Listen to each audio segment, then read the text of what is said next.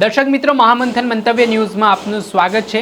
સુરેન્દ્રનગર જિલ્લાના હળવદ ધાંગધ્રા હાઈવે પર આવેલા તરંગા ધામના પૂજારીએ પોતાની પત્નીની હત્યા કરી પોતે પણ મોતને વહાલું કર્યું છે। આ ઘટનાથી સમગ્ર વિસ્તારમાં ખળબળાહટ મચી જવા પામ્યો છે। આ ઘટના ગઈકાલે સાંજની આસપાસની કહેવાઈ રહી છે, જેમાં આ સંદર્ભમાં પોલીસ દોડતી થઈ છે।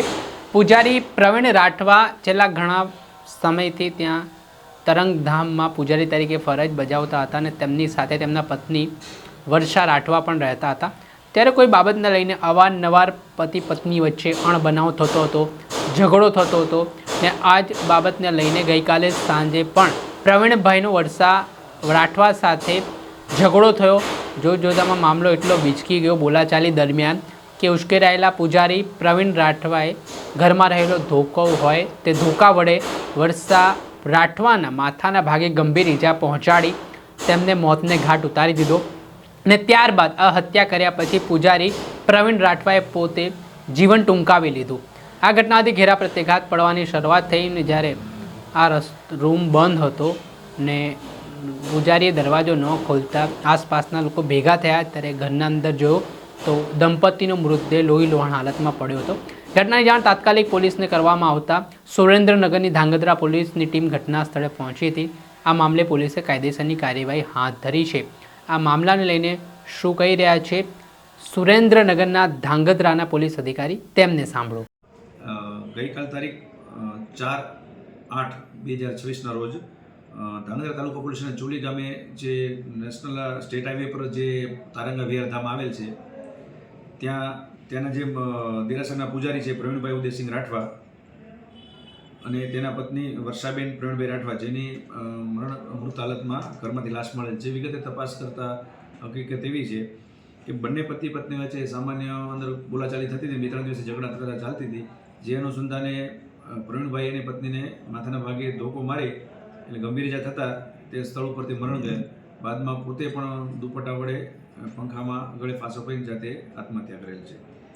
આ બાબતે તપાસ કરતાં એનો સગો ભાણી જે બાજુના રૂમમાં રહેતો હોય તે 2 બાળકોને સ્કૂલે લઈ અને આવેલ, ઘરે દરવાજો ખોલેલ નહીં એટલે એ બાબતે તેના મેનેજરને રામાનુજભાઈ છે, રાકેશભાઈ દલપતભાઈ રામાનુજ, એમને જાણ કરતા એટલે બંને જણા આવેલ અને રૂમનો દરવાજો ખખડાવેલ પણ નહીં ખોલતા પાછળથી મકાનની જે પાછળની બારી છે તેનો કાચ તોડેલ અને કાચ તોડતા ઉપર જોયેલ તો એ પ્રવીણભાઈ ગળે ફાંસો બદલ હાલતમાં હતા, જેથી એણે તાત્કાલિક પોલીસને જાણ કરી।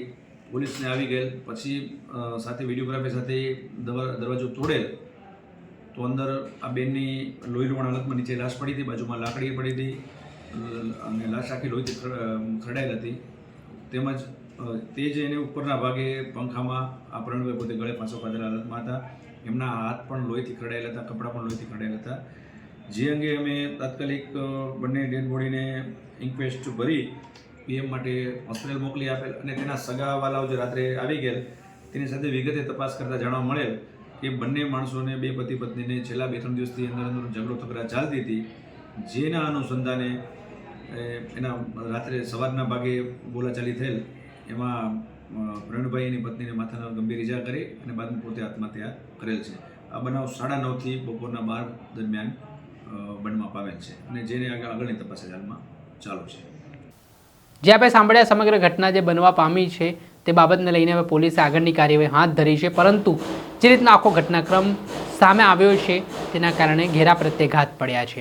દર્શક મિત્ર, આવા જ અહેવાલો બતાડતા રહીશું, એટલે ક્રાઇમ સ્ટોરી જોવા માટે મહામંથન મંતવ્ય ન્યૂઝ જોતા રહો, લાઇક કરો અને શેર કરો।